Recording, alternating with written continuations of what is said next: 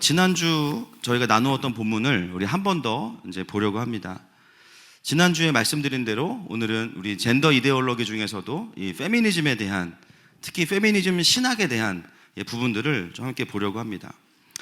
왜 이것을 우리가 나누냐면요, 오늘 우리가 보는 본문이 그 페미니즘의 신학에 있어서 가장 중요한 본문이기 때문이에요.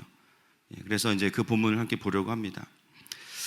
자연스럽게 저는 이제 지난 시간 동안에 그 페미니즘에 대해서 공부할 수밖에 없었죠. 여러분, 페미니즘이 굉장히 스펙트럼이 다양해요. 아주 뭐 극단적으로는 남자들 다 잡아 죽이자 이런 분들도 계시고, 또 굉장히 이제 온건하신 분들은 더불어 살자 이제 이런 분들도 계시고, 또 페미니즘 중에는요 이제 성경적 페미니즘도 있습니다. 근데 그걸 다 이제 설명하면 아마 여러분들 오늘 다 주님 만나실 것 같아가지고 오늘 설교의 목표는 그걸 다 전달하는 것이 아니라 일단 일반적인 페미니즘에 대한 정의를 같이 좀 나누고, 그 중에서도 교회 안에 들어오는 이 페미니즘 신학에 대해서 우리가 좀 말씀으로 분별하고, 그러면 우리는 어떻게 할 것인가, 이 부분에 대해서 좀 함께 보기 원합니다. 아주 중요한 포인트들만 전하려고 하는데요, 내용 자체가 좀 밀도가 있다 보니까 오늘 메시지는 재미는 없을 거예요. 잘 들으십시오. 굉장히 유익합니다. 잘 따라오시면 여러분 몇십 시간 공부하시는 거 안 하셔도 돼요. 같이 좀 보겠습니다. 페미니즘이란 무엇인가? 여러분 그 백과사전 중에 가장 정확한 백과사전, 네이버 지식백과 보면 이렇게 나옵니다. 페미니즘이란 남성 중심의 이데올로기에 대항하며 사회 각 분야에서 여성 권리와 주체성을 확장하고 강화해야 한다는 이론 및 운동을 가리킨다, 이렇게 나옵니다. 페미니즘은 언제 시작이 됐냐면요, 프랑스 혁명이 끝나는 19세기 이후에부터 본격적으로 시작이 되면서 1세대, 2세대, 3세대에 걸쳐서 전개가 됩니다. 처음 시작은 어떤 관점이었냐면 여성들에게 정치 참여, 그리고 교육의 기회 균등을 위해서 시작이 된 부분들이 있고요, 또 철학으로도 존재하고 있습니다.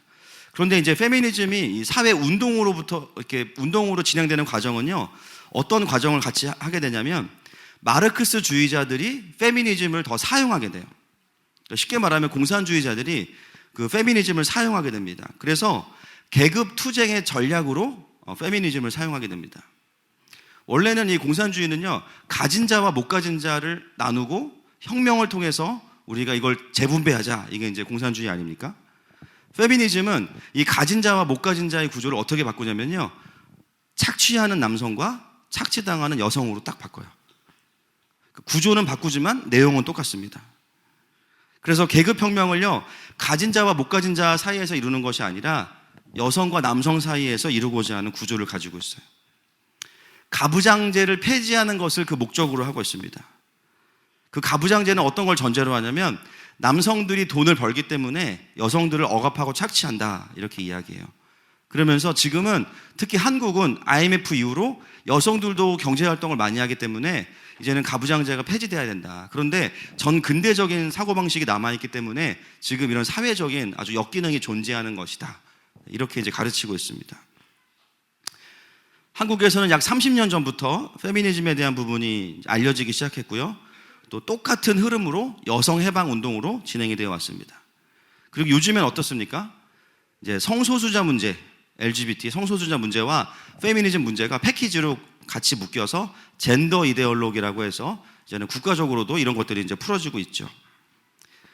2018년 7월에 조사기관인 한국여성정책연구원의 통계를 보면 20대 여성의 48.9%가 나는 페미니스트다라고 이야기했대요. 그러니까 20대 여성 중에 거의 절반 정도가, 실제는 얼마인지 모르겠지만 이 통계에 따르면 거의 50% 정도가 나는 페미니스트다라고 스스로 이제 이야기를 하고 있습니다. 그 말은 뭐냐면요, 이미 많은 세대들이 이 페미니즘에 대해서 알고 있고 본인이 거의 동의한다는 거죠. 심지어 우리 중학교 여자아이들 중에서도 보면, 저희 애들은 제가 안 물어봐서 모르겠어요, 어디 집회 가서 물어보면요, 자기 페미니즘이라고 손들어요. 막. 왜? 그러면 뭐라는 줄 알아요? 멋있잖아요. 멋있잖아요. 그러면. 그게 뭔데? 몰라요. 왜 하는데? 멋있으니까. 뭔가 센 언니 같고, 그죠? 그래서 자기도 페미니스트다라고 말하는 친구들이 굉장히 많아요. 이미 우리 청년들과 또 자라나는 세대에게 그것들이 교육을 통해서도 많이 좀 들어가고 있습니다. 그러면서 그 흐름이 이제 어떻게 되냐면요, 교회 안에서도 이야기가 돼야 되니까 페미니즘 신학이 생기기 시작한 거죠. 그러면서 페미니즘 신학을 가지고 그것들이 하나님 나라와 관련되어 있다고 말하는 흐름들이 지금 굉장히 많이 일어나고 있습니다. 오늘 우리가 읽은 이 본문이 페미니즘 신학의 가장 그 두 기둥의 본문 중에 하나입니다. 자, 여러분, 우리가 이제 본문에 대해서 좀 보기 전에 일단 제일 중요한 기준이 있어요. 이건 여러분 확인을 한번 해야 됩니다. 여러분, 하나님의 백성에게 있어서 제일 중요한 게 무엇입니까? 하나님의 말씀이죠. 동의 안 하시는 분 계세요? 동의하시죠?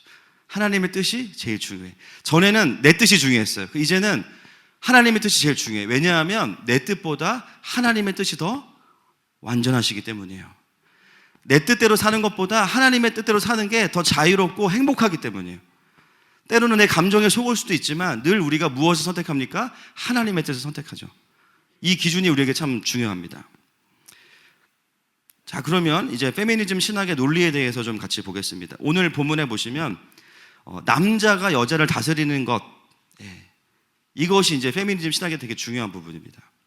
이게 지금 보면요, 죄를 짓고 나서 징계로서 주어진 것이기 때문에 어떻게 이것을 해석하냐면 예수님이 오셔서 모든 저주가 다 사라졌다. 그러니까 이 징계도 이제는 의미가 없다. 굉장히 복잡하게 말하지만 결국은 그 얘기를 하는 거예요. 무효다. 여러분, 우리가 조금만 생각해 보면 알 수 있죠.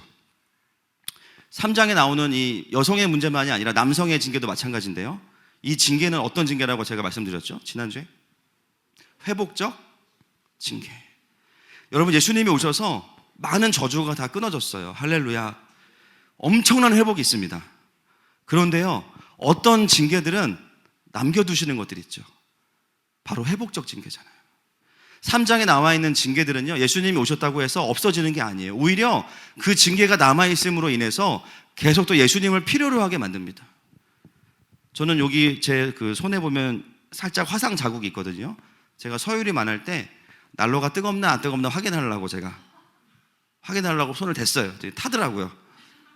그 이후로 난로에 손을 안 댑니다, 제가. 이걸로 볼 때마다 뜨거운 거 조심해야지. 늘 그 생각을 해요. 창세기 3장에 나오는 이 징계들은 없어져서 덕이 되는 징계가 아니라 있기 때문에 우리가 깨어서 하나님을 찾게 만드는 징계들이에요. 맞습니까? 만약에 이것들이 다 없어지는 것이라면요, 뱀은 다시 말을 해야 돼요. 여러분들에게 말을 걸어야 됩니다. 식사하셨습니까? 또 얘기해야 돼요. 오늘 돈가스, 카레 무조건 같이 드셔야 되는데 따로 드시면 안 됩니다. 이런 거 뱀이 다 이야기해 줘야 됩니다. 여성들은요, 산통을 느끼면 안 돼요, 그러면. 그리고 남자들도 힘들게 일 안 해도 됩니다. 가만히 있어도 월 500만 원씩 그냥 통장에 따박따박 입금돼야 돼. 남자들 그럼 다니면서 그냥 이름이나 짓는 거죠, 뭐. 그죠? 7순위, 8순위 이름이나 짓고 그냥. 예수님께서 오셔서 많은 것들이 회복됐지만, 그러나 이 회복적 징계의 영역들은 사라지도록 하시는 게 아니에요. 그냥 남겨두시는 거예요. 그것을 통해서 예수님을 찾게 만드는 거죠. 왜 이런 어떤 성경의 해석들이 이루어지나 보니까요, 쉽게 말하면 이런 겁니다. 내가 원하는 프레임과 틀로 답을 얻기 위해서 성경을 보기 시작하면 내가 원하는 대로 성경을 보게 되는 거예요. 우리가 이걸 뭐라고 부르죠? 내가복음이라고 부릅니다. 누가복음이 아니고 내가복음. 내가 보고 싶은 대로 본문을 보게 되는 거예요. 페미니즘이라는 관점과 틀을 가지고 성경을 해석을 해야 되니까, 이게 전제가 되니까 그런 본문들만 가지고 보게 되고요. 심지어 그러다 보니까 어떤 오류를 범하게 되냐면 원래 성경이 말하고자 하는 바를 듣지 못하게 되는 거죠. 다 불평등해 보이는 겁니다.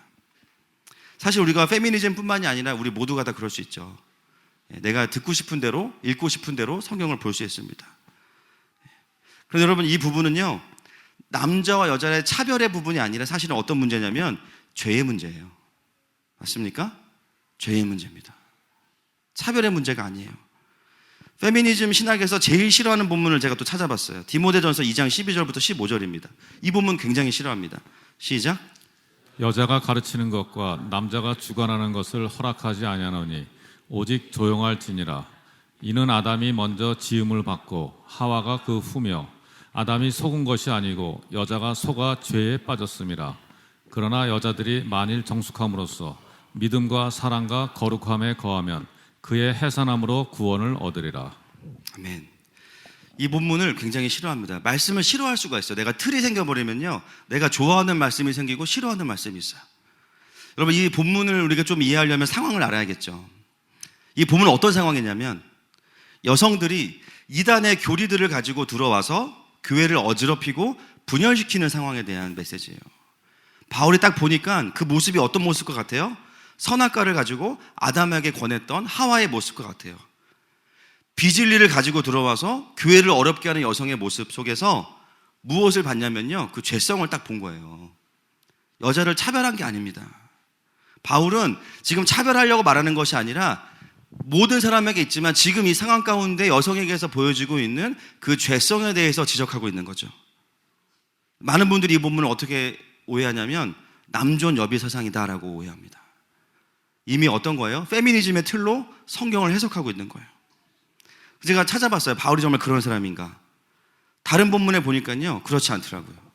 로마서 16장에 보면 여러분 브리스길라 아십니까? 예, 브리스길라 같은 여성 지도자들의 활약을 엄청 칭찬해요. 그리고 빌립보서 4장 2절과 3절 말씀 보겠습니다. 시작.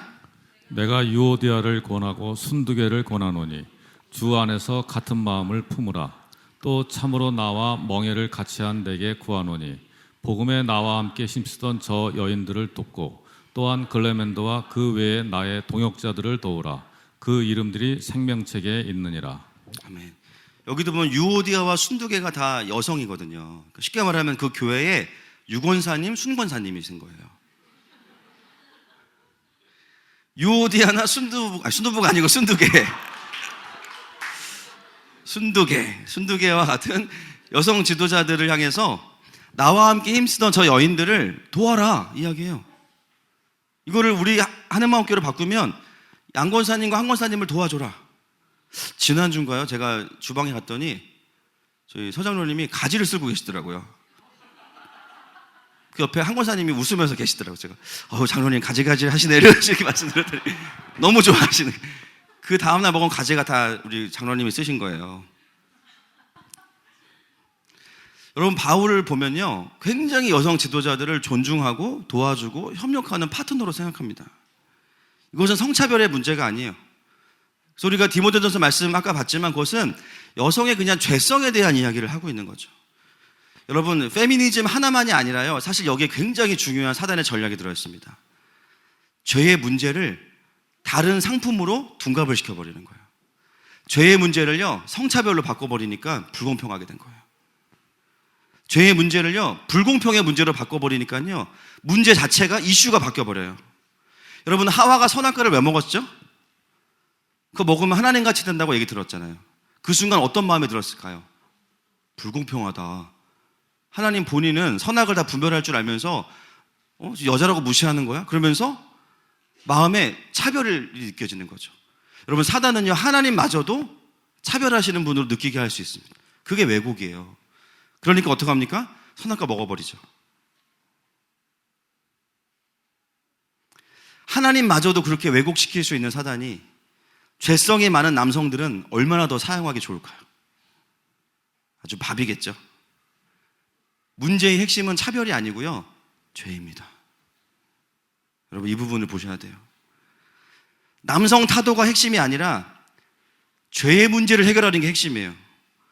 결국은 남편과 싸워서 권리를 쟁취하는 게 핵심이 아니라 내 남편이 하나님을 만나야 되는 문제인 거예요. 우리 아버지가 하나님을 깊이 경험하는 게 핵심이에요. 그리고 또 한 본문이 있습니다. 우리 페미니즘 신학에 있어서 또 한 가지 기둥, 창세기 2장 20절 말씀 보겠습니다. 시작. 아담이 모든 가축과 공중의 새와 들의 모든 짐승에게 이름을 주니라. 아담이 돕는 베풀이 없으므로. 이 본문을 기가 막히게 해석했더라고요. 제가 보니까 여기서 보면요, 돕는 배필이 없으므로를 원어로 번역하면 거기까진 맞아요. 마주보는 사람 이런 뜻입니다. 마주보다. 그러면서 어떻게 이야기하냐면 서로 마주보면 내가 보이지 않고 누가 보이겠어요? 상대방이 보이겠죠. 상대방의 필요를 채우는 것이다 라고 해석을 해요.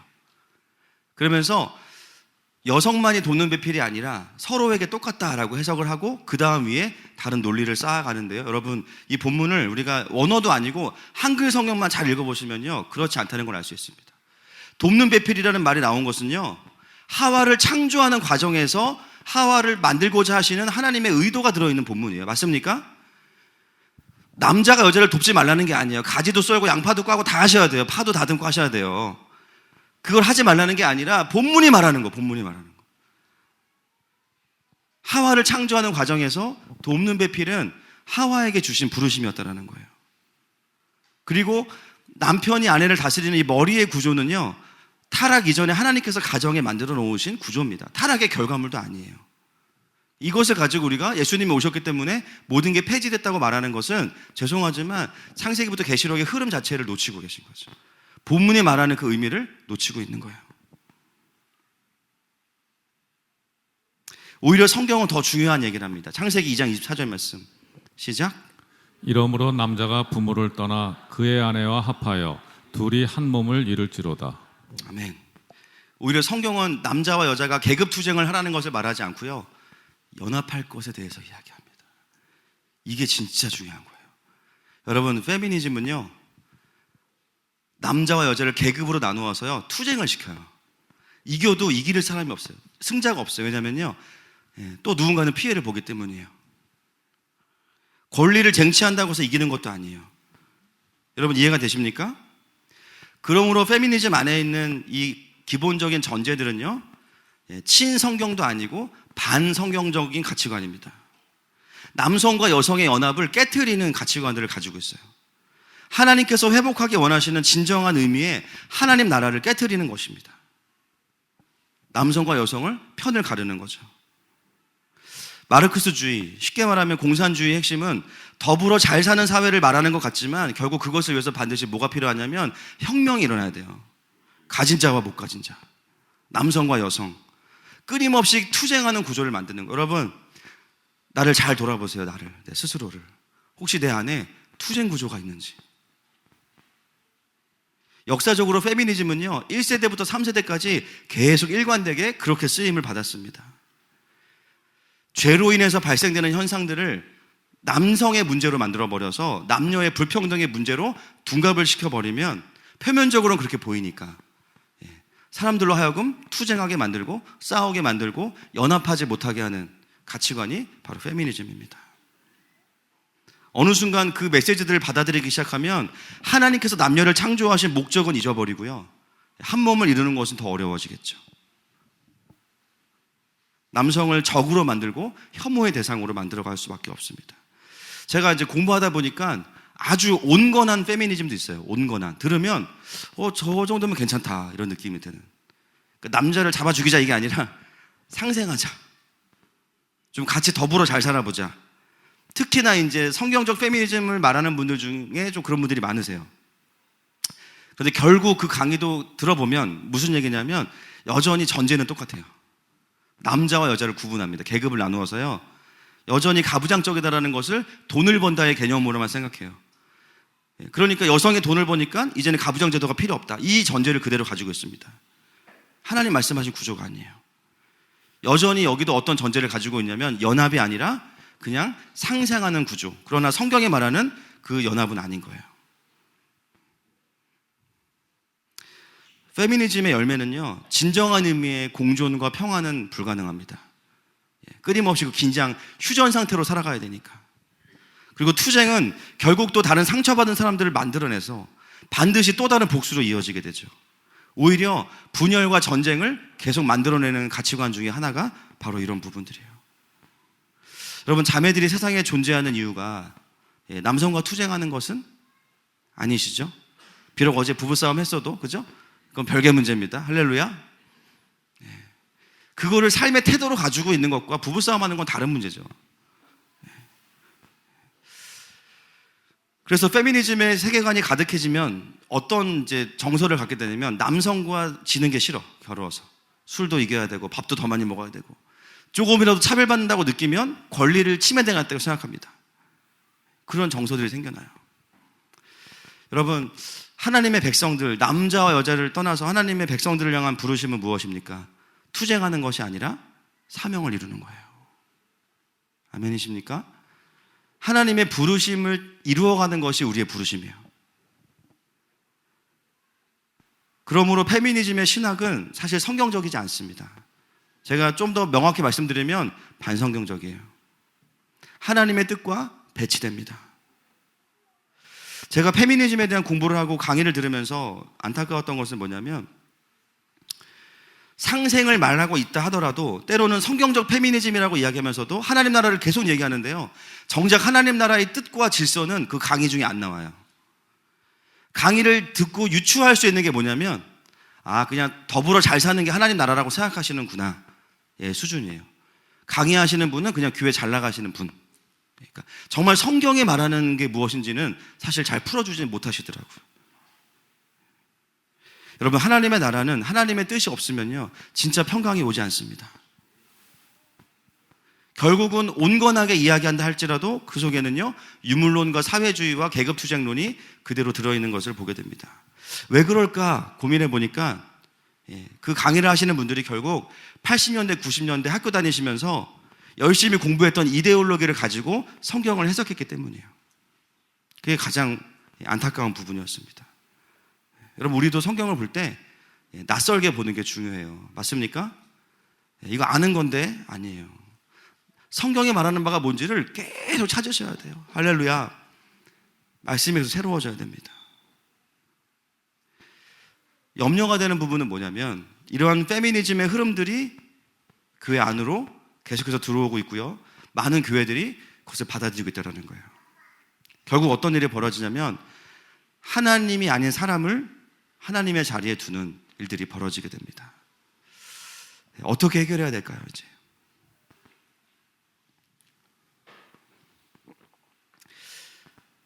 참 충격적인 것은 뭐냐면요, 교회들이 이것을 해결하는 방법에 있어서도 하나님의 방법을 찾지 않는다는 게 너무 안타까워요. 분명히 교회에 부족한 것이 있기 때문에 사실 그런 일들이 벌어지는 거거든요. 그냥 들어오는 게 아니거든요. 근데 그걸 해결하는 방법도 하나님의 방법을 강구해야 되는데, 어떤 방법을 강구하냐면, 교회가 부족하니까 세상의 지식으로 좀 채우자, 정반합의 원리로 채우려고 합니다. 해결의 변증법으로 하려고 그래요. 그런데 여러분, 하나님의 방법은 무엇이냐면, 에베소서 1장 23절 말씀 보겠습니다. 시작. 교회는 교회의 몸이니 만물 안에서 만물을 충만하게 하시는 이의 충만함이니라. 여러분, 교회가 교회될 수 있는 한 가지 방법은 오직 예수 그리스도로만 채워지는 것입니다. 교회가 부족하면 사람들이 만들어낸 이론 가지고 교회를 세우라고 말씀하시지 않아요. 물론 그런 것들이 현상적으로 있겠죠. 그러나 성경 어디에도 변증법적으로 무엇인가를 찾아가라고 말씀하시지 않아요. 여러분, 이게 무슨 의미입니까? 교회의 본질적인 정체성이기도 하지만, 교회가 교회될 수 있는 유일한 방법은 예수 그리스도로만 가능한 것입니다. 다른 것이 필요한 것이 아니에요. 교회가 부족하다고 하면 뭐가 부족한 거냐면요, 복음이 부족한 거예요. 복음이 부족한 거예요. 예수님으로 충만하지 않은 거예요. 그럼 어떻게 이것을 해결할 수 있습니까? 반대편으로 가서 균형을 잡는 게 아니라 더 깊이 예수님께로 들어가야 돼요. 하나님의 백성은, 교회는 진리로만 균형을 잡을 수 있습니다.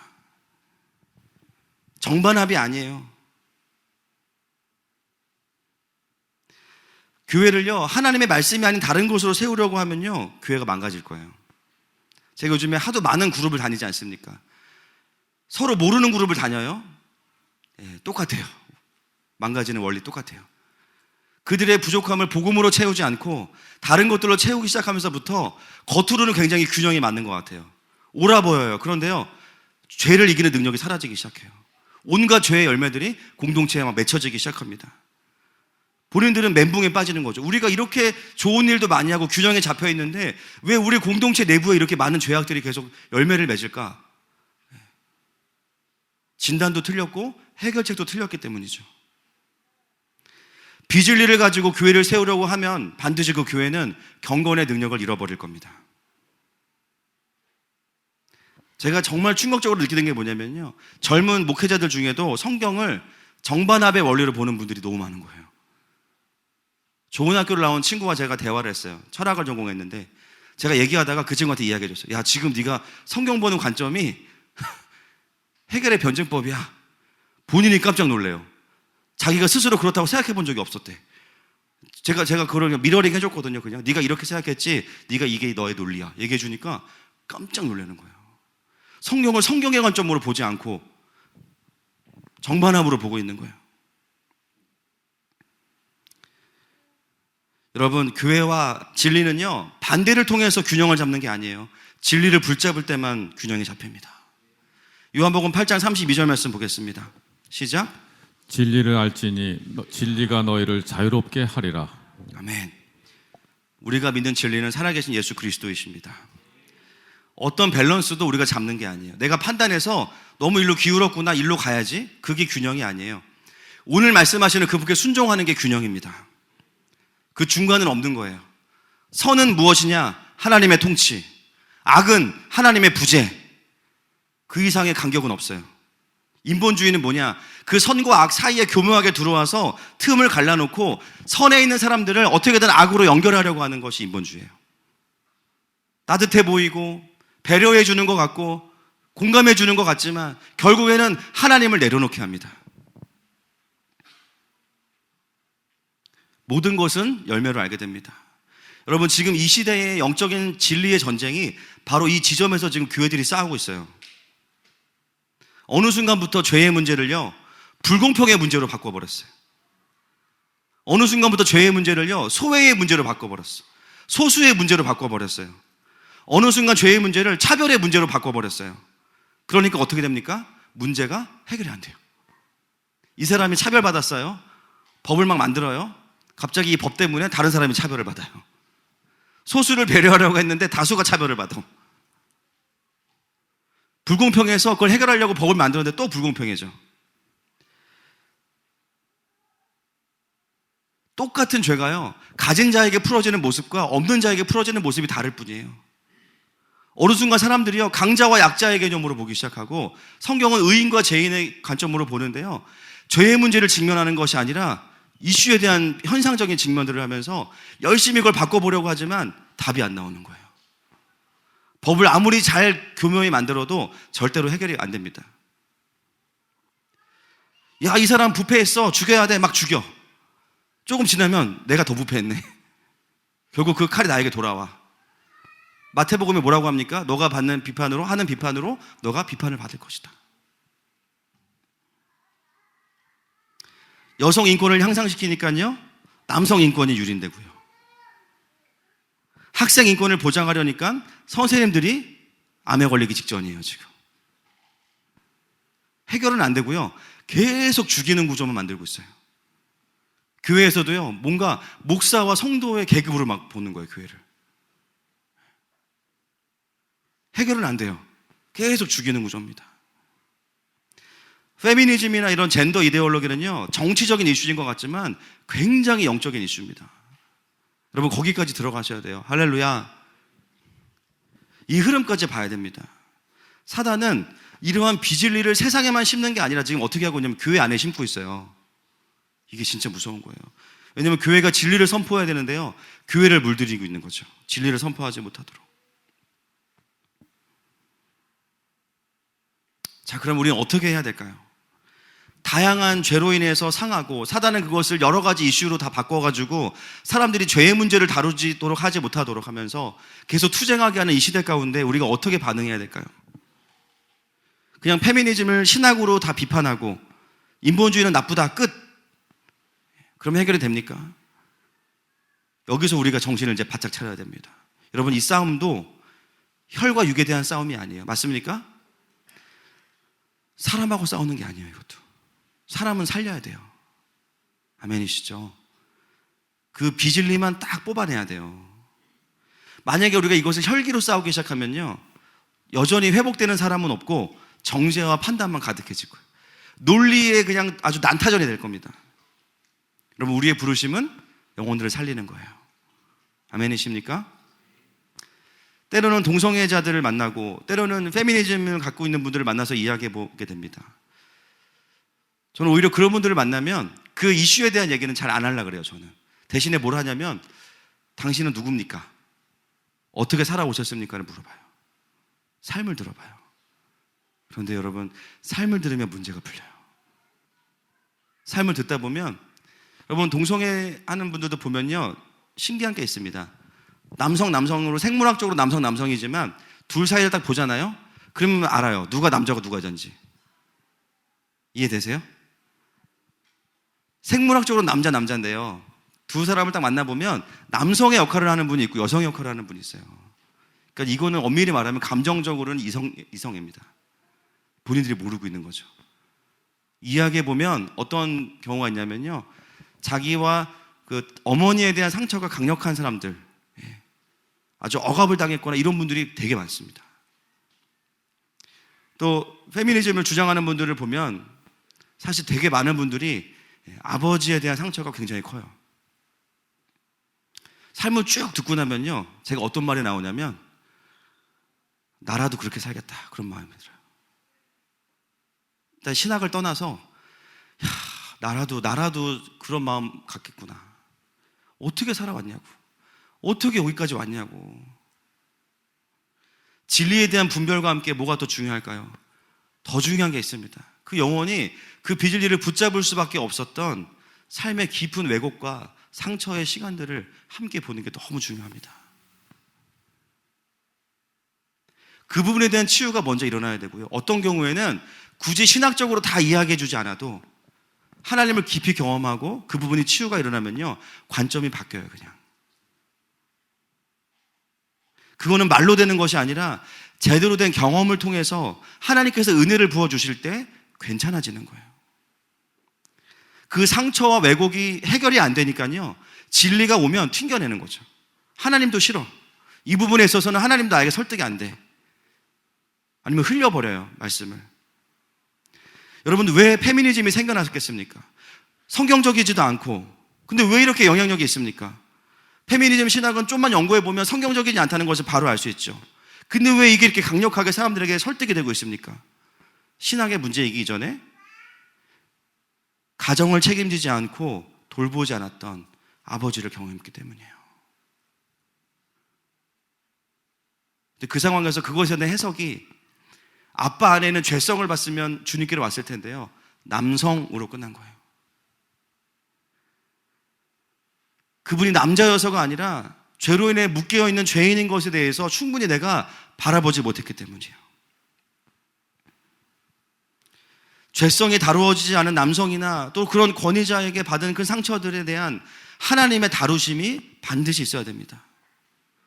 또 우리가 교회를 돌아볼 때도 오랫동안 유교의 문화 속에 살다 보니까 기독교가 들어왔는데 습관들이 남아있는 거죠. 남존여비의 습관들이.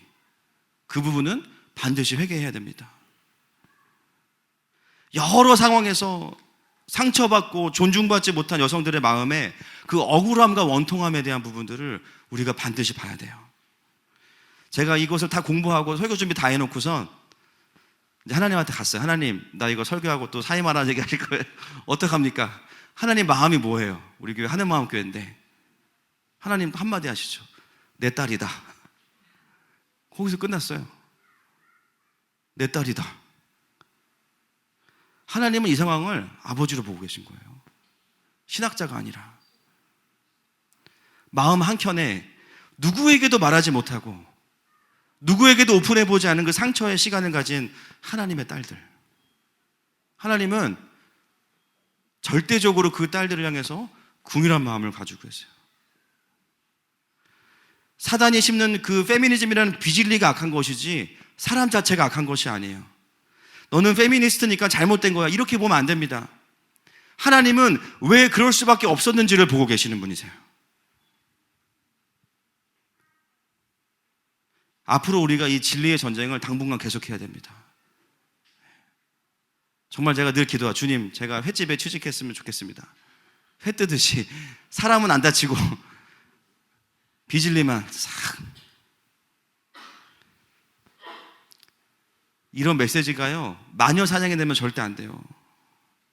비진리는 대적하고 하나님의 자녀들은 살려야 됩니다. 여러분, 이 부분은 여성들만의 문제도 아니에요. 사실 우리 모두의 문제죠. 상처, 왜곡된 경험들 속에서 나도 모르게 비진리를 붙잡을 수밖에 없고요. 어느 순간 내가 붙잡으면 이 비진리가 나에게 하나의 틀이 돼요. 세상도 그렇게 보고 성경도 그렇게 보고 관계도 그렇게 맺어요. 제가 오랜만에 어떤 모임에서 그 전형적인 교단에 속한 목사님들과 식사를 했어요. 식사를 한 2시간 정도 했는데, 저도 목사잖아요. 상처받았습니다. 아무 얘기 안 했는데 상처가 돼요. 왜 그런지 모르겠어요. 다 그러신 것도 아닐 텐데, 전형적인 밥 먹는데 막 체할 것 같고 힘들고 막, 나도 목사인데 왜 이렇게 힘들지? 막 그러면서. 저도 뭐 잘하는 게 없지만 참 쉽지 않더라고요. 어떻게 여성의 문제가 아니고 사실 우리 모두의 문제죠. 오랫동안 그 틀과 관점으로 분노하고 그 관점으로 판단하고 살았어요. 다행히도 어느 순간 우리가 주님의 은혜를 주셔가지고 그 터널을 빠져나온 사람들은 보여요. 내가 잘못 보고 있었구나. 보게 되는 거예요. 오늘 그 은혜가 있기를 축복합니다. 제가 오늘 메시지를 준비하면서 아내랑 이제 쭉 나눴어요. 어떤 메시지를 어떻게 전할 것인지. 특히 이거는 이제 검열이 확실히 필요한 메시지고. 그러면서 제가 하나님 주신 마음이 뭐였냐면, 가장 먼저 적용해야 될 게 이거구나 라는 생각이 든 게 뭐냐면요, 물론 제가 우리 자매님들의 삶을 다 이해하지도 못하고 또 실제로 제가 상처를 드린 분들도 많지만, 죄인인 남성들, 여전히 죄인인 권위자, 죄인인 아버지, 죄인인 목회자, 아니 어떻게 목사가 그럴 수 있냐? 그럴 수 있더라고요. 하나님을 충분히 못 만난 부분에 있어서는 그럴 수 있더라고요. 가장 먼저 할 일이 무엇일까? 저 또한 한 명의 남성이고 아버지고 목회자로서 자매님들 안에 그런 상처들이 주어진 것에 대해서 우선적으로 저는 용서를 구하고 싶습니다.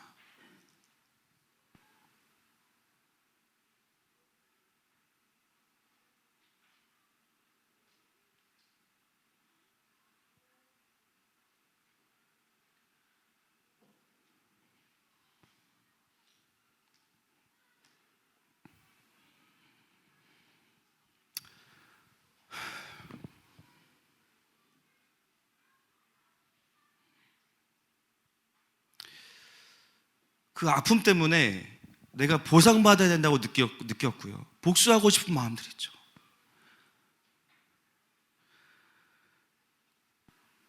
그래서 권리투쟁을 하고, 그렇다고 행복한 것도 아니고, 권리를 얻어도 마음이 회복이 안 되니까 그냥 힘든 거예요. 하나님께서 여러분들의 마음 가운데 은혜를 주시기를 축복합니다. 그 작업이 없이는 아무리 신학과 논리를 이야기해도 진리의 전진은 없어요. 제가 말씀 준비하면서 한 자매가 한참 전에 저에게 해주었던 이야기가 떠올랐습니다. 저희 교회에 등록을 이제 하지 않고 다녔던 부부인데요. 지금도 잘 다니고 있지만, 그 가족이 저희 교회에 등록한 그 계기가 뭐였냐면, 그날 이제 새가족반이 시작하는 날이었는데, 단기 선교팀이 앞에서 워십을 한 거예요. 워십을. 근데 이제 워십을 하는데 뭐 청년들도 있지만 그 중에는 우리 막 안수 집사님도 계셨고 장로님도 계셨거든요. 근데 이 자매의 눈에 어떤 게 은혜가 됐냐면, 그 나이가 드신 어른들이 워십을 하시는 거예요. 잘하셨을까요? 못하셨을까요? 잘하셨어요. 그치만 뭐 BTS의 지민이처럼 하진 못할 거 아니에요. 그죠? 어른들이 이미 팔도 굽고 다 하셨는데. 근데 몸이 안 움직이시는데 그거를 막 찬양하면서 더 디퍼서 뭐 하면서 막, 그 모습에 자매가 마음이 확 녹은 거예요. 그냥 자기가 경험했던 많은 어른들, 교회 어른들이 사실 그동안 다른 데 있을 땐 그런 모습 못 봤는데 여기서는 어떻게 저렇게 잘 못하시면서도 자기를 내려놓고 하실 수 있을까? 진짜 하나님 앞에 자유하시다. 그래서 남편 데리고 그냥 새가족반 들어온 거예요. 이 교회를 다녀야겠다. 제가 그 얘기가 제 마음에 계속 울림이 있어요. 저는 하늘마음교회가 당연히 우리가 완벽하지도 않고, 또 저도 여전히 하나님과 싸우는 죄성이 있지만, 하나님 안에서 싸우는 죄성이 있지만, 그럼에도 불구하고 조금 복음 때문에 회복된 아버지나 남성들이 많으셔가지고요, 상처받은 자매들이 와서 회복되는 교회가 됐으면 좋겠습니다. 야, 아빠라는 존재는 저런 존재구나. 목사라는 존재는 권위를 저렇게 쓰는구나. 자기를 위해 희생시키는 게 아니라 진짜 성도들을 지키는구나.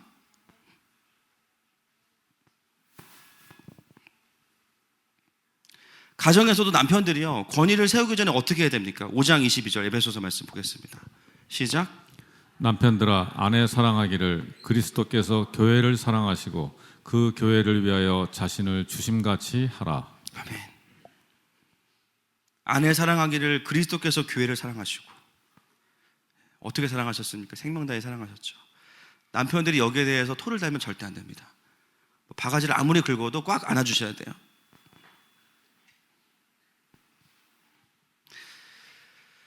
그 사랑이 먼저 움직이기 시작하면요, 서로의 차이가 차별이 아니라 동역할 수 있는 필요를 보는 귀한 것으로 바뀌는 거예요.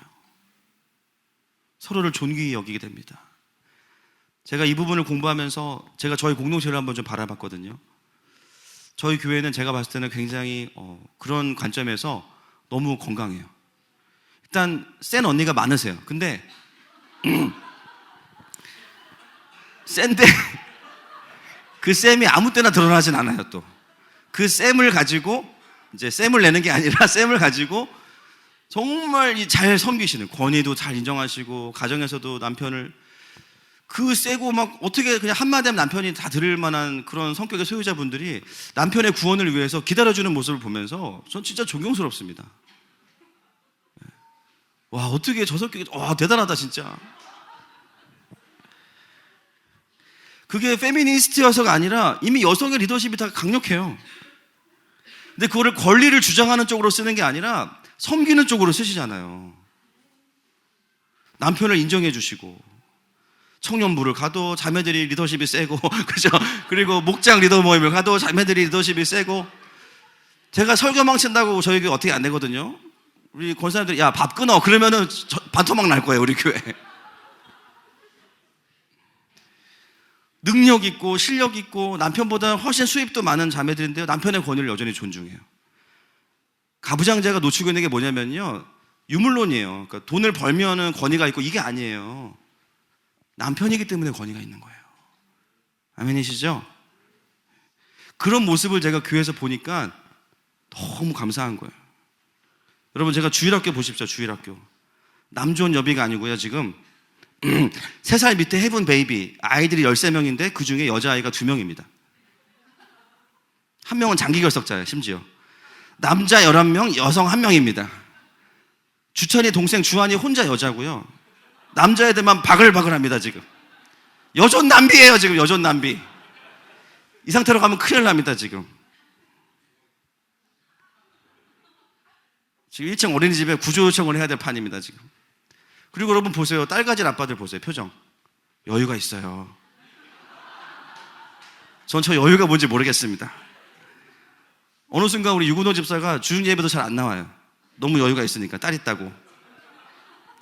우리 김대란 집사님 보세요. 얼마나 이 세상을 다 가진 표정으로 예배를.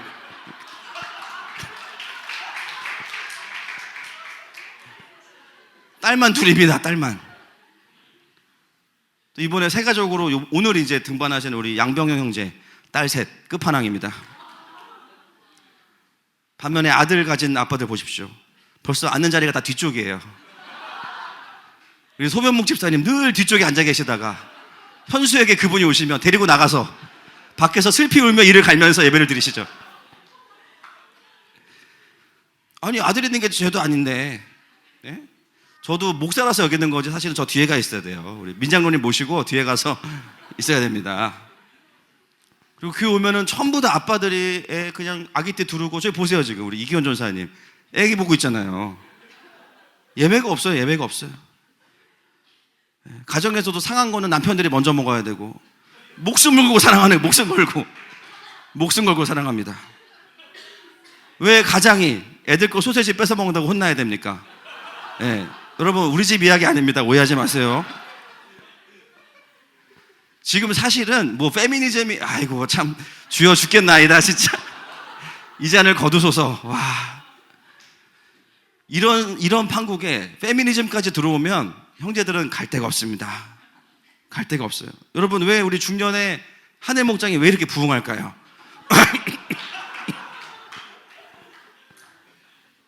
심하다 때마다 모이셔가지고 막 식사도 하시고 나눔이 깊어지고 막 지금 목장 나누자는 얘기를 2년째 하고 있는데요. 예, 아직도 못 나누고 있어요, 우리가. 예, 놀랍습니다. 제가 페미니즘을 막 공부하다가 이게 우리 교회에 필요할까라는 생각을 좀 해봤어요. 사실 뭐 남성 우월주의가 문제가 아니고 제가 봤을 때 저희 교회는 남성 우울증이 이제 문제인데, 예, 어떻게 설교를 마무리해야 될지 모르겠습니다. 왜 이렇게 됐죠? 지금 설교가 1부 때 좋았는데 완전 이런 걸 폭망이라고 하는데, 네, 제가 봤을 때는 다음 주 설교는 지나갈게요. 그냥 남성의 시기는 지나가고 네, 해야죠 또. 네. 제가 이 부분을 보면서 참, 여러분, 교회는 하나님이 세워가시는 거 맞죠? 예. 저는 하나님께서 저희 교회를 세우시는 가장 큰 축복이 뭐냐면요, 우리 교회에 정말 귀한 자매들을 보내셨다는 거예요. 유오디아 순두계 안 부러운 권사님들, 할렐루야. 귀한 집사님들, 어머님들, 귀한 젊은 세대들, 또 청년 자매들, 또 귀한 우리 아이들이 또 자라나고 있습니다. 기도의 어머님들, 귀한 여성 교역자들, 또 남편과 함께 교회를 세워가는 우리 사모님들, 너무 귀해요.